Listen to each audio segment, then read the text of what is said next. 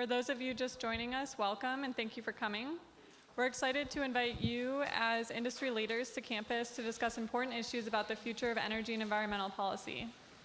We're thankful to our partners, the Harris Career Development Office and EPIC, for making this event possible. We've got an excellent panel lined up this afternoon.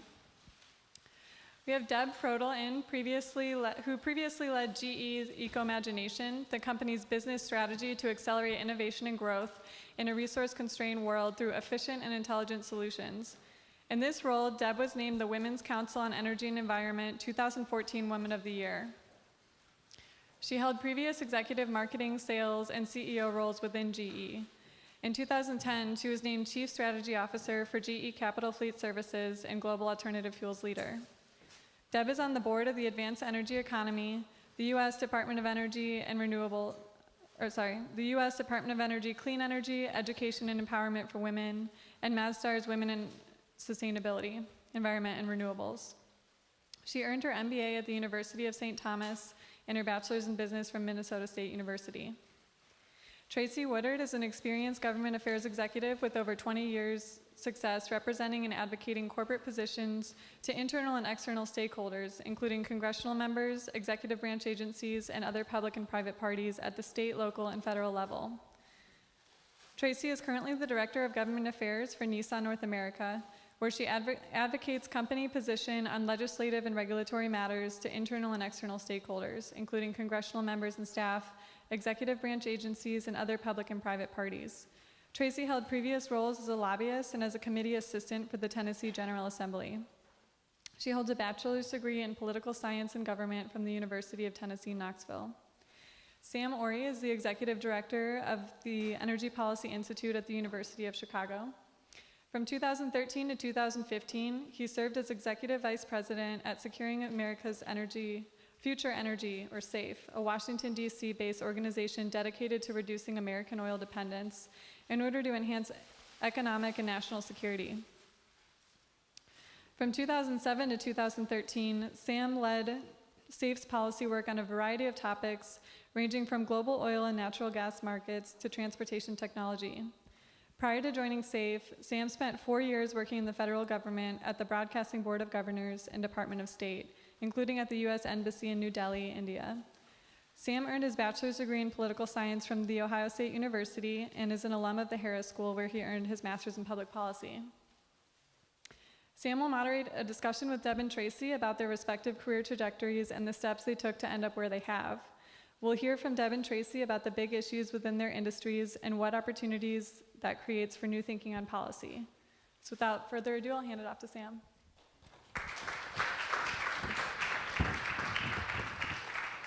Thank you, Katie. And thanks to both Deb and Tracey for being here today in Chicago. We're very excited to have you. And I thought we could have kind of just a freewheeling discussion about your careers, the big issues in these industries which are so interconnected, transportation and energy, and then talk a little bit about any advice that you have for students as they think about careers in these industries. But I wanted to start off with a little bit, hearing from each of you with a little bit about your careers, kind of how you ended up where you did. You both served in these incredible roles. Tracey, really at the forefront of the rollout of the Nissan Leaf, really the first mass market electric vehicle in the U.S. And I know that you had that led to a lot of, I think, probably really interesting experiences from both industry standpoint, but also a policy standpoint.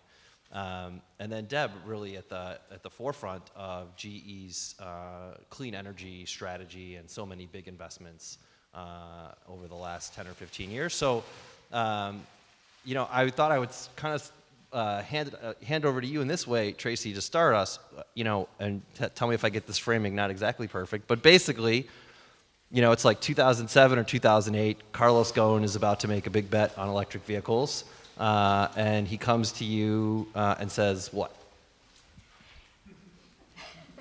Well, he says, we are going to be the leader in mass market EVs. Make it happen. It's basically what he said. I think to set it up, I think Nissan decided, Mr. Ghosn has never been a big believer in hybrids, like the Toyota Prius he decided he was going to leapfrog that technology. And so all of the R&D and research went into getting a better battery and perfecting a 100% full electric car. So in 2008, when we were all called together to make this happen, obviously government affairs, which is what I do at Nissan, was an instrumental part of that because we knew that federal, state, and local governments were going to be instrumental in the adoption of electric vehicles. It was not only going to be a utility play or a chamber of commerce play, it was also going to be a regulatory play. So who knows better how to interface with those entities than government affairs? And so we were leaders in the effort for the first, 4 or 5 years that we were rolling out the Leaf before we made it a regular car. And so I guess 2 questions. One is kind of what got you to that place? What was your career like coming, into Nissan and through Nissan that positioned you for playing that kind of pivotal role? And then maybe just a little bit of like what your experience was like. I mean, when I first started working with both of you, really, it was 2008, 2009. It was like the very beginning of this industry in the U.S., and Nissan was right at the front of that, and GE on the infrastructure side. And I just remember spending a lot of time in the States and in the cities, really. In Portland, I got to know Portland in a way that I probably would never have otherwise. It's still weird. So what sort of got you there in terms of your career, and then what was that? What were some of the things that government relations was really trying to accomplish in the U.S.? I think when I was graduating college, political science was the quickest way I could graduate. And at the time, I hadn't made a career path whatsoever, but fell in love with political science, knew I wanted to work in government, started out at the legislature, went in-house at Nissan after having been a contract lobbyist. And I think, especially government affairs at Nissan, I consider ourselves the people who are fix-it people. We are the people who figure out how to do things maybe that other departments may not know how to. So that's why I think government affairs was leaned upon so heavily in this effort, because we know how to access the right people, we know how to talk to people, we know how to find the different channels of the different ways that you might have to finagle to get to the people. We had the best Rolodex, if y'all still remember what that was, contact list at the time. So I think that's everything that we had been doing as just a government affairs department within Nissan, whether it was on the economic development side, like moving the headquarters from LA to Nashville, or negotiating a big, bill through either a state or federal government, whether it's fuel economy standards. Those are some of the things that we just do innately. And so that's how we got us to that point. And I want to talk more about that, but I want to bring Deb in.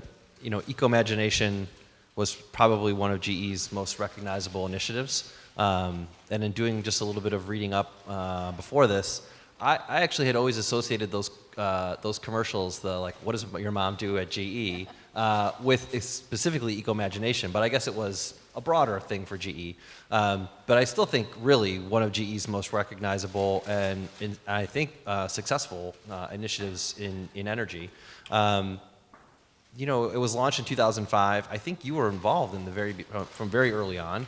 What was the thinking, and kind of similar to Tracey, what got you to that point? How did you end up being involved in the launch of this incredibly important initiative for GE? Yeah, so just a little bit of history first on Ecomagination. As Sam said, the biggest champion was the chairman, Jeff Immelt, who launched the program in 2005, really with the intention of how does a 120-year-old company innovate but focus on clean technology innovation.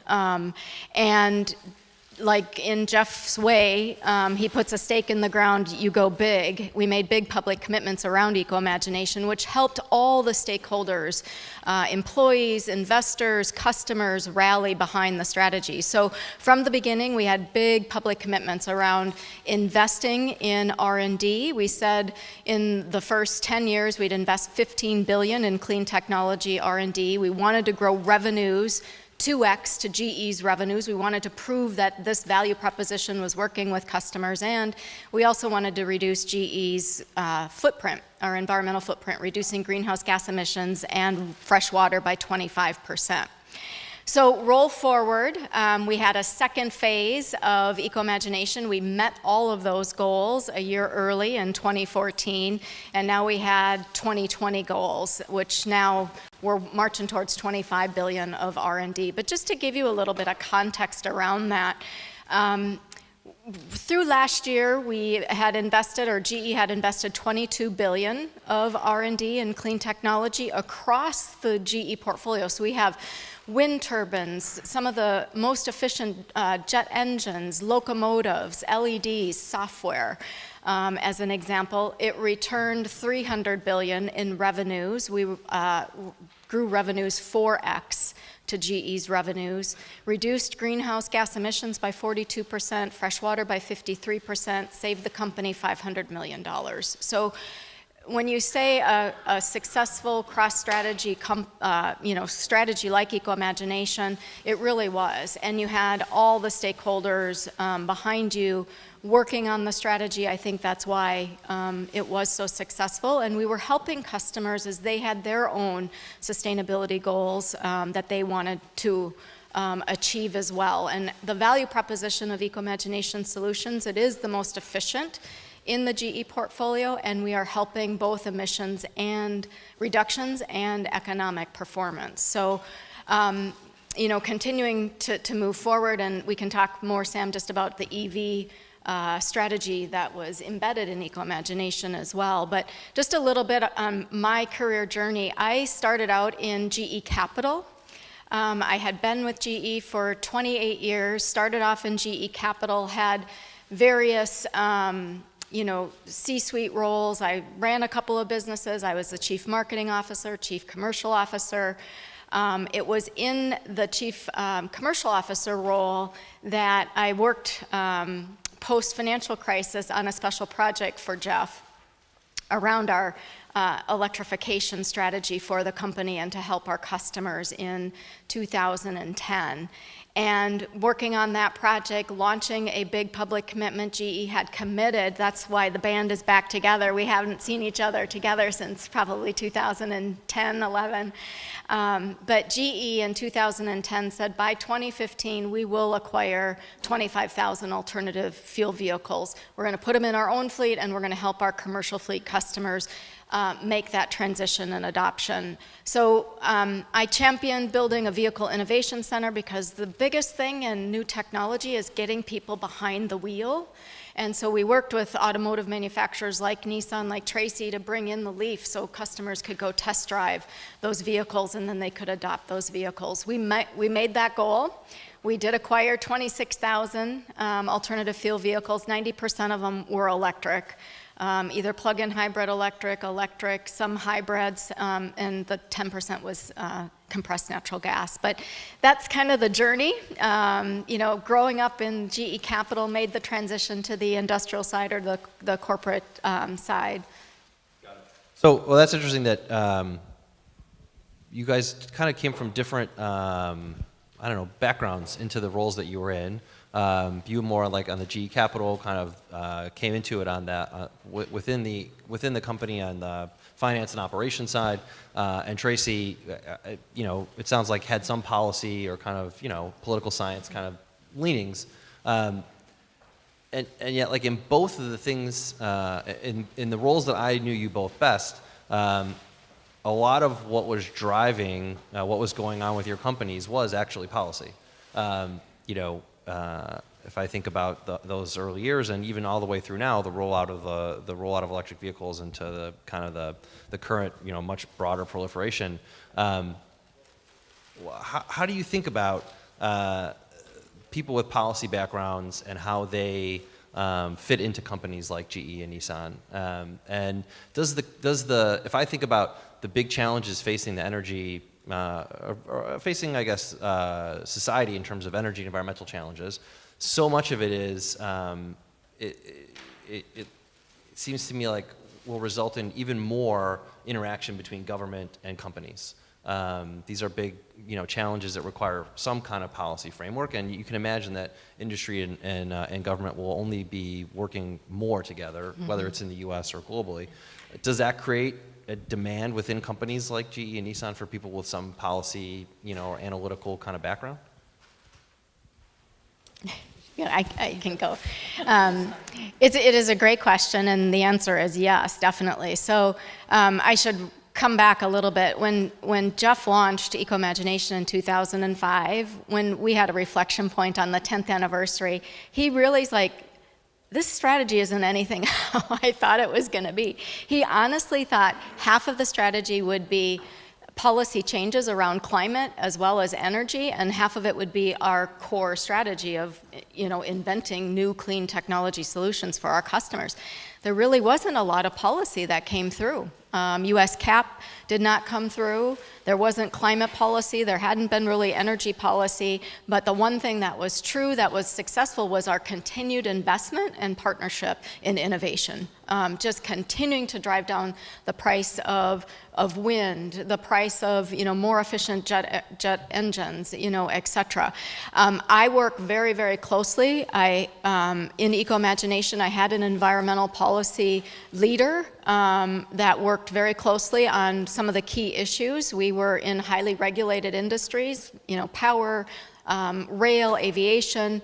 They're all facing challenges. So, clearly, whether you're doing transactions with the government, our government relations team members help us greatly through the execution of those transactions, but they also help us, you always want to be in partnership with your customers. You don't want to be too ahead of your customers advocating something that could definitely harm them. So you need to be coordinated around that, and we have had great success in doing so. Wind is just a great example about that. I think from our perspective, I think government affairs continues to be an integral part, and it's only growing because of all of the things that governments, state and federal, are getting involved in. We still interact on a regular basis just because of fuel economy, safety, greenhouse gas standards. In California, the ZEV mandate, zero emission vehicle mandate. I think Nissan is a little bit unique in that we have put a filter between ourselves and the company that government affairs serves as, because everything has become political. Policy has become political. It's not just neutral anymore. Is it good or is it bad? There's always a partisan political element to it, and so we try to filter that through government affairs. And as we look at EV policy that's going into autonomous policy, vehicle policy that's going into data security and cybersecurity, there's even more of a need for those people who can talk to regulators but also talk on the technical side of the ledger as well. So I think that government affairs and the policy shop continues to serve as the go-between. And I know that when I walk into an office to talk to somebody about autonomous vehicles, they look at me and say, well, you can tell me a little bit about, but you're not a subject matter expert. I have to recognize that and say, you're right, I'm not. Let me bring one in to talk to you. And so I need to know who to grab within the company to take them in to make our case for what we need to do. And so that's an interesting point that you made about policy becoming more political. Where are the areas where you see that the most? Well, on policy becoming political, I think electric vehicles became political. They're Obama cars. Electric vehicles became Obama cars. California and their ZEV mandate, the federal government and the Environmental Protection Agency don't like California. So that's getting kind of caught in the middle. I think that when it comes to fuel economy standards, those are also becoming political. That was a previous administration's policy. So too far, too fast. They want to try to reduce them. You know, we still have to build cars for the globe, regardless of what the U.S. government does. And so, you know, those things are becoming political. Right now, cybersecurity, data privacy is not political, but it will be. So it just takes the issue. I think that the more an issue matures, the more it becomes political. When you're starting out at the beginning of a new issue, it's not. But then as long as it goes along that maturation curve, I think it gets more political. And so, what are the kinds of, do you have just in general, for either one of you, what are the kinds of skill sets? You know, it seems like in some of what you just talked about, some, you know, technical, you know, understanding of the different issues, the different technologies in the space. I could also see, you know, people with a good understanding of kind of the drivers in different parts of the world. And I do want to also ask about, you know, what's happening in China in both of these, in both more the broader clean energy space and the transportation. But, you know, what kinds of talent, what kinds of experiences, what kinds of skills at the intersection of kind of policy and industry do companies like Nissan and GE look for? Go ahead. Well, I'm not a lawyer. I'm not an engineer. I have just a political science degree. But I think that we are looking for people who are engineers. I have people that work with me that are mechanical engineers. I have people who work in the data side, in the technical space. And then I have people who are lawyers that work on our teams as well. So it's more about being able to interface, I think, too. I think good speaking skills, good communication skills. I think a broad swath of just general knowledge is good. I always say I'm an inch deep and a mile wide in my knowledge base in what I do. But that's why we have experts within the company. So we're a small shop. We don't have a lot of people rotating in and out, but if I was looking for somebody to join my team, either on the regulatory or the government affairs side, you know, that they would have to be able to have good communication skills, but not have to be a subject matter expert in some of those things, but more on the technical side you would have to be. Does that make sense? Yeah, absolutely. Okay. Yeah, and you know, at GE, we have a variety of folks. So we have a big group in Washington, D.C. They focus on a lot of federal policy, but we do have government affairs people in all of the regions. GE operates in 180 countries. And so as you can imagine, there's a lot of complexity, both the regulatory side, tax side. But you know, some of the best government affair people that I see out there working for GE, you know, it's almost like a triangle. The technology is important, policy is important, the capital, the investment side, because many of the projects need some type of financing element as well. But they're a very well-rounded, you know, business person. They may have come up like Tracey with policy background or legal background, but they are a very important part of the senior leadership team in the regions as they're negotiating with, you know, government as customer and others. So I think, you know, an astute business person always thinking, you know, technology, policy, you know, a lot of capital. GE just happens to be an industrial capital intensive, big projects, lots of dollars. So you had to have some knowledge about that. But I think, you know, having that, and as Tracey said, you know, you're negotiating deals a bit. So good communication skills, having that network, who to call on, leverage that network, you know, really being part of that senior leadership team, having a seat at the table, I think is super, super important. Okay.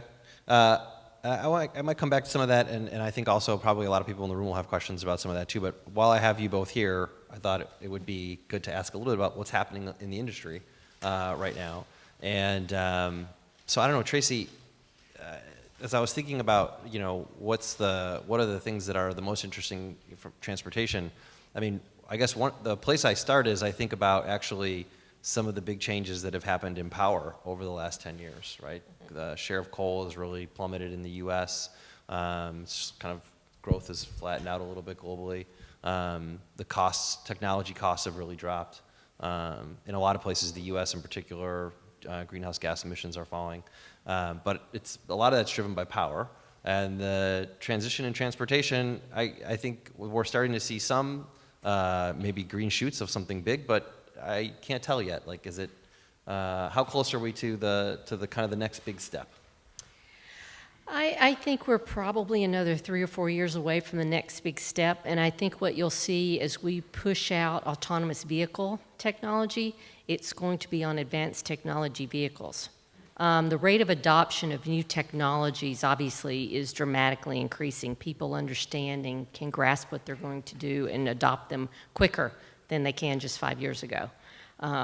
So I think that will be the change. I mean, most manufacturers, automotive manufacturers, chose their powertrain path. I mean, it's not any secret, you know, Toyota chose a hybrid path. Nissan chose an electric vehicle path. Toyota chose also fuel cell. Hyundai's chosen fuel cell. And so we're all going along our same path, and I think that maybe by 2021, 2022, you're probably going to see the big hockey stick effect of electric vehicle or electrification with all of those being adopted. But I think it's because China's pushing it. I think it's because Europe will be pushing it, and the U.S. will come along behind. But I also think it's because of things like autonomous vehicles that those intersect and drive people to those cars that have that technology on it now. And then some people and some manufacturers are being more revolutionary with that, which they're jumping from a traditional vehicle all the way to driverless, no hands, no eyes on the road, or some are going evolutionary. So you're adding technology slowly to the car so you don't overwhelm consumers. Different manufacturers are doing that different ways, but I think those are all coming together to make a big push in the 2021, 2022 timeframe for that. And how much of all that is policy driven versus consumer demand, market driven? I mean, like, if I think about what China's doing, you say China's pushing, it feels policy driven, but. Yeah, I think on the autonomous side of the ledger, you know, our message to the federal government especially is please do no harm. Stay out of the way and let the market develop. Yes, we need big parameters. We want state preemption. We don't want them coming up with all kinds of different laws about how we can do things. Let the market decide on that. So it's not policy, but it is. We're trying to prohibit it at some level on that side of thing. I think on the EV side of the things, it's still all policy driven. I mean, I was talking to a lady in the audience, you know, you can mandate the sale of all these vehicles, but it doesn't mean customers are going to buy them. So what are you going to balance it out with? You know, what do you have to balance it out with? That's why there are incentives. That's why there's trying to still be publicly funded infrastructure. That sort of things. And so we're still in a carrot and stick mentality with that. I think the U.S. could have all the mandates in the world, but unless consumers are ready to buy them, you know, and so what does that take? Gas prices going up. So, and I was just gonna ask before I turn to saw Deb, it. which is what is like Nissan's preferred policy for these things? What do you think would be the biggest trigger for unlocking electric vehicle demand? I do think we still need incentives, but I don't think we need incentives forever. I think, you know, in the policy world, within the next 6 weeks, we're probably going to see the National Highway Transportation Safety Administration lower the standards for fuel economy. So I think that's going to probably hurt the electric vehicle business.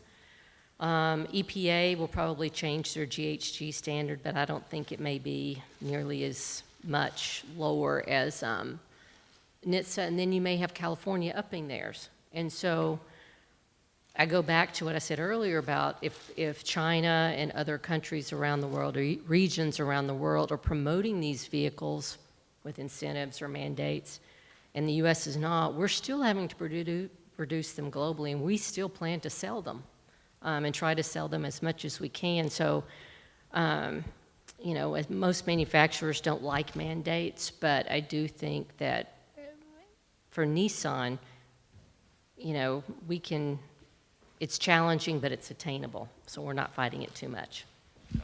Well, so there could be a lot to unpack there.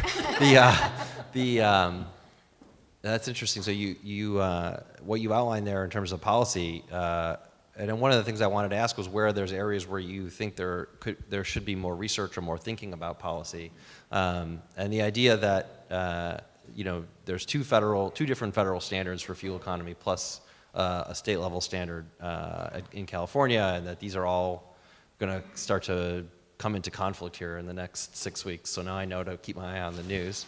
That's just the final determination. Then they've got to do the rulemaking by Right. January. So, but still, And I assume Nissan would prefer one. one national program. Yeah. Interesting. Okay. Deb, I guess the way I would ask you this question is, you know, I think Ecomagination made a lot of big bets while you were there. I remember big bets in batteries and infrastructure, but I'm sure there were others. What did you learn, and how do you think kind of the pace of transition has gone? So we did. One of the reasons in the special project I worked on, we were the largest equity investor in a company called A123 Battery. They were making lithium-ion batteries for vehicles as well as for you know, data centers and energy and whatnot.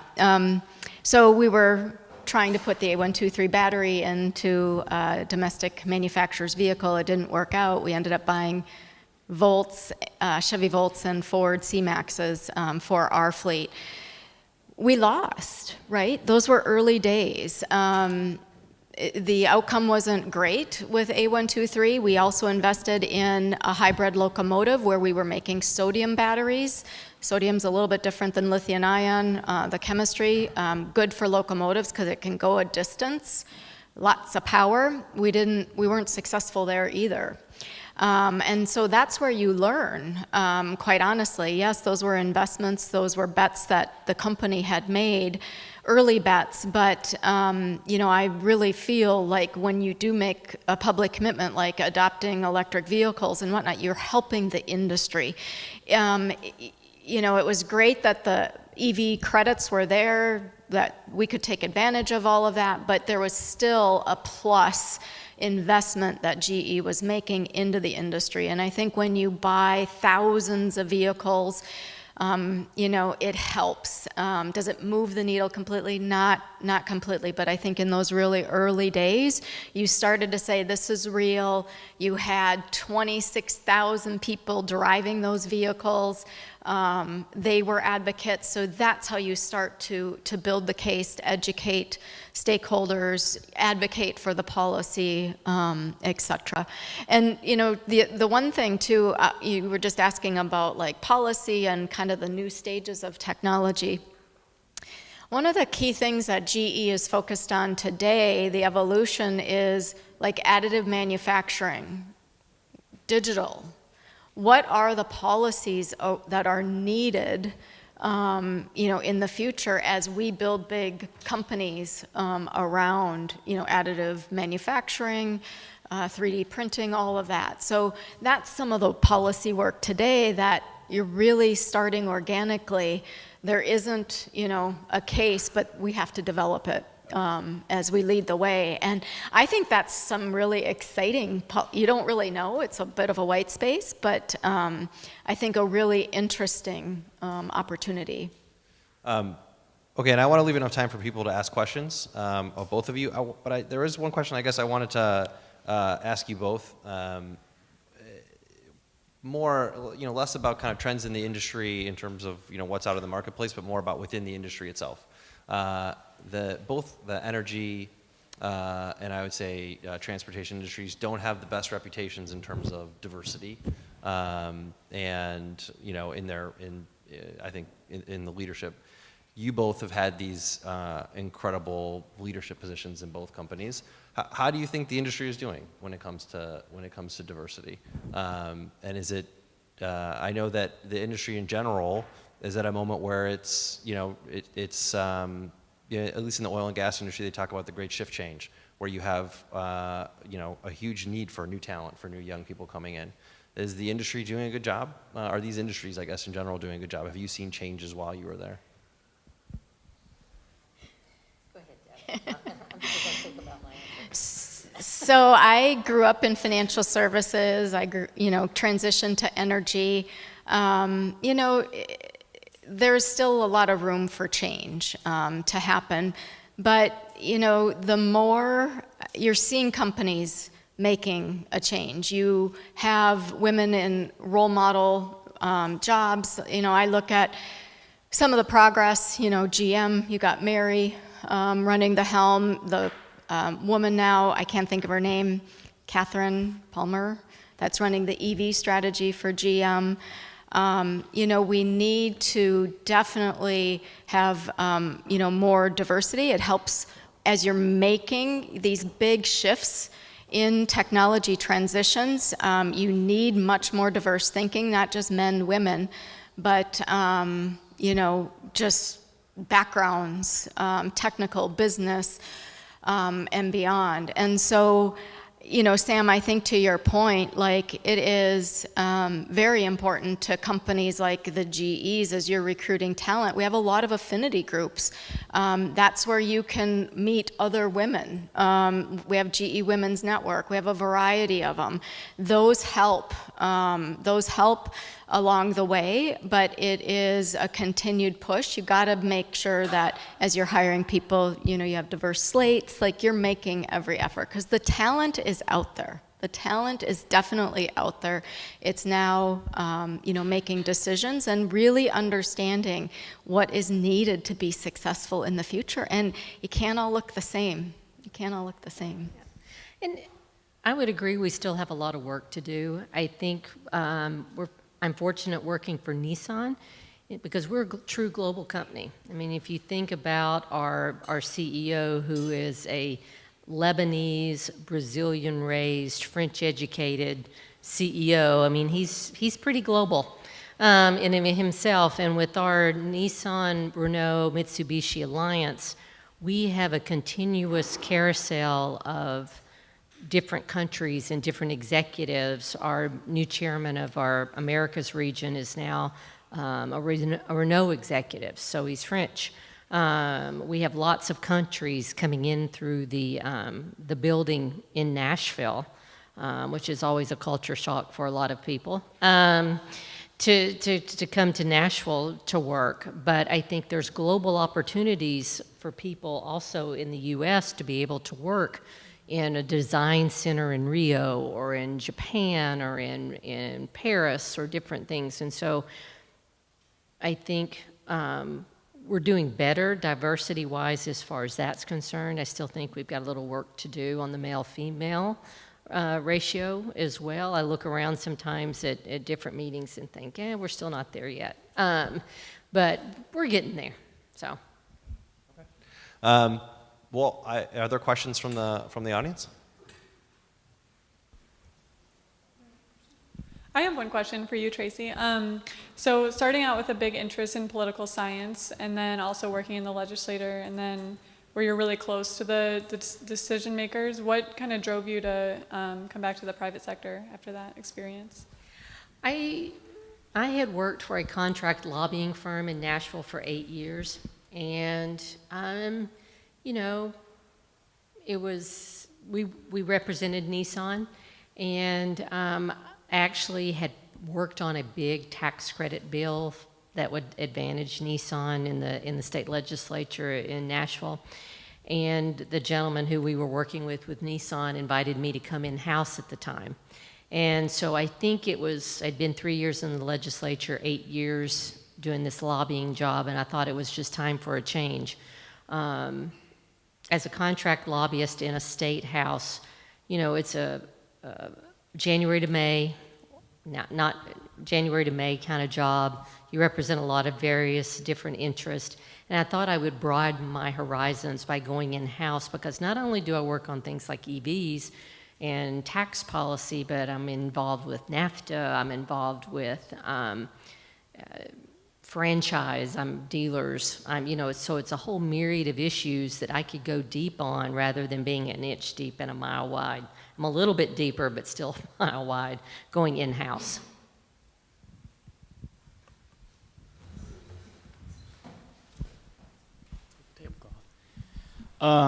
Thank you again for coming.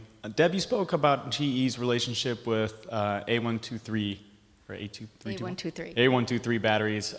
Given the challenges with disruptive technologies, you have companies coming up with new ideas and many of them often failing. What are the challenges that presents with companies like GE or Nissan as well in trying to kind of coddle or nurture these younger companies that have these brilliant ideas through kind of the growth phase? Mm-hmm.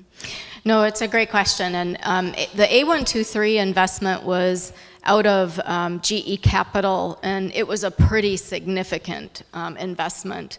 I want to say probably $80 million. I mean, it was significant.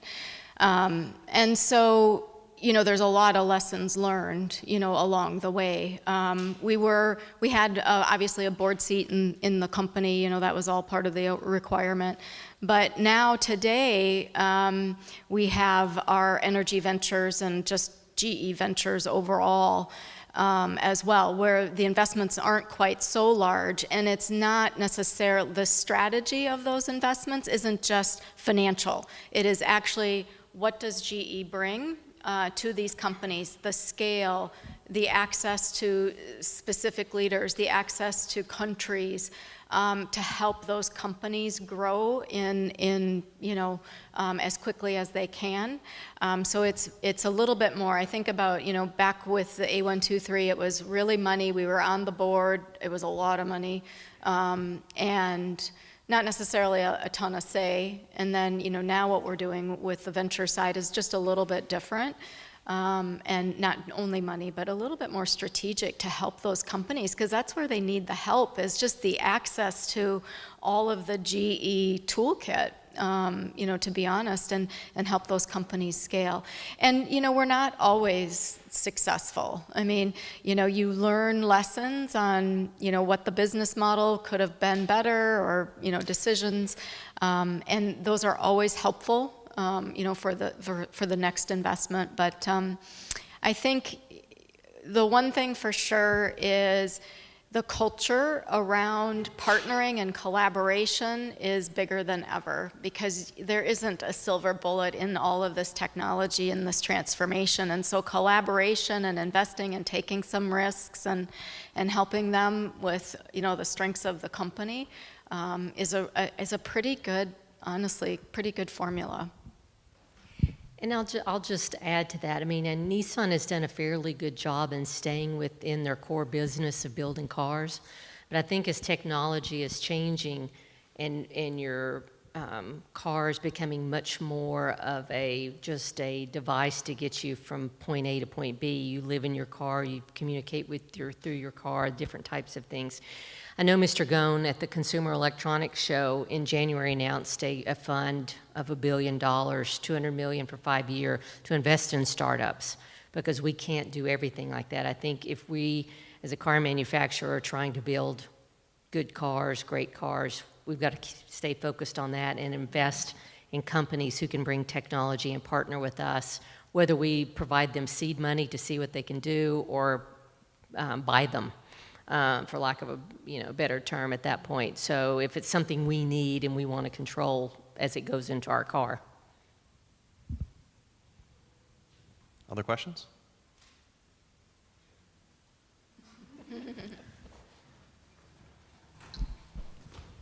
Going back to Nissan, you spoke a little bit about it was brought up by Sam, kind of the policy drivers for EVs. Where does Nissan see the infrastructure, the classic chicken and the egg problem with EVs? is there a need for government to, or for policy to subsidize the infrastructure more than maybe the vehicle itself? And if maybe that's the route we're heading down, or do you see that maybe being the route we're heading down? I think there is still a role to be played for the federal government and for the state governments in infrastructure. After the stimulus package, when they put the $200 million out there for putting infrastructure out there, that's been it from the federal government. I think, Nissan has put over $50 million plus of their own money out for infrastructure as well. Partnering with different companies, put charging in for their employees as well. Utilities. We still think utilities need to play a great role because a lot of it, as we go toward faster and faster charging, I know utilities want to be in the process somewhere to control that load as we get up to 350 or 500 kilowatts of charging. That's pretty big power coming into your car. So I think utilities still need to play a role more than that, and so that's more private money. California does about $8 million, $6 to $8 million a year for infrastructure, but with the amount of EVs that they want on the road, it's probably not a lot, And so then you're looking at, trying to decide whether you need home charging, whether you need fast charging, where you can charge your car really quickly, and what's the best way to go about that. So these are issues that we've been talking about with Sam and Deb since 2008. We still haven't solved them. I was just going to ask you, has the thinking changed on charging at all? I remember at that time we were thinking a lot of public charging, and then I think the thinking gravitated more toward, well, if you could cover home and work, you don't need as much in public.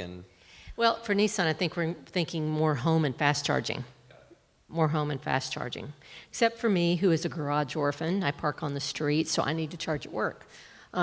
So I think it still needs to be a mix out there. I think people still have the what-if mentality.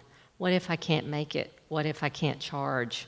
So as battery life and range get longer and longer, I think that probably addresses some of that too. When you come out with longer range batteries that can go 300-400 miles, then it's almost like having a gasoline engine where you're going to be able to go somewhere and then fill up when you get home.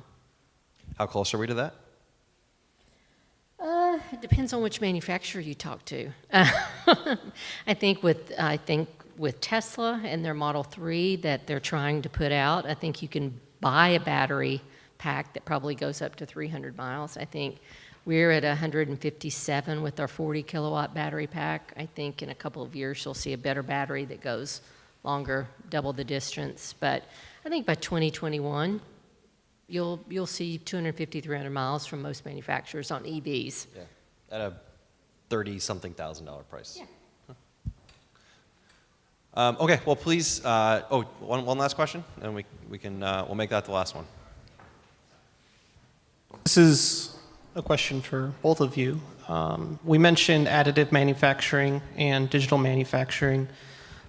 We've forfeited leadership to China and Southeast Asia on solar panel manufacturing. And I'm wondering, regarding batteries, if there's any hope that the U.S. might maintain some leadership in our domestic manufacturing of technology that's potentially going to be discovered here. I will tell you that when Nissan did its battery development in the beginning, that we developed our own batteries in a joint venture with Panasonic. We have a battery plant in Smyrna, Tennessee that builds the batteries that goes into the Leaf. However, we've reached the point where it is more cost efficient and better business to buy it somewhere else. Everybody else is finally catching up on battery development than to create our own. So I think you'll see a switch over to, I'm afraid to say it's a Chinese company, that has invested in and has perfected and is doing a better job with bigger batteries. So I don't know, I'm trying to think, I don't know if there's in the car battery business, if there's a US company that's going to take off, because right now they're coming out of those countries that you mentioned. Yeah, and from GE's perspective, you know, I had shared with you, we had built the sodium battery, and it didn't work out. The hybrid locomotive wouldn't pencil. So the life cycle cost analysis just did not work. So we shut it. We looked for other sources to use those batteries, cell towers, and a bunch of things. Just you didn't have the scale. Jeff was very clear. We weren't going to be in the battery business. We saw it as commodity.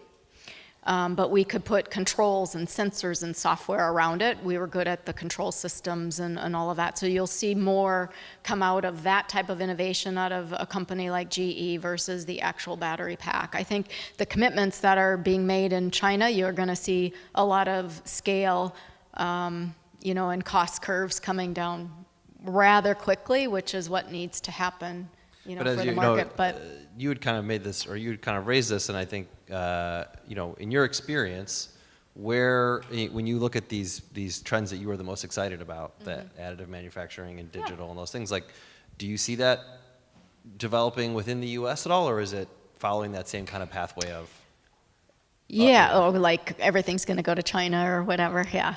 No, additive manufacturing is something that is definitely organic, and we've bought a couple of different companies that have unique IP around additive manufacturing, but it is really projected that, within the next 8 years, like 2025, it will be a very, very viable business inside of GE, and it will be very organic. Now, it'll be probably some various acquisitions that make that up, along with our own, science and engineering power behind it. But, clearly we continue to invest, and that's a big area. Digital as well. The industrial internet is different than, the consumer internet. GE built out the industrial internet operating platform called Predix.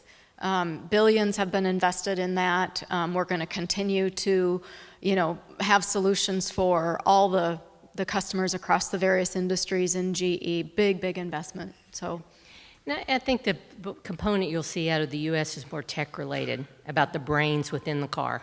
And so whether it's the software development or the apps or the cyber that go with that, I think that's going to be developed in the U.S., especially in Silicon Valley and in other places.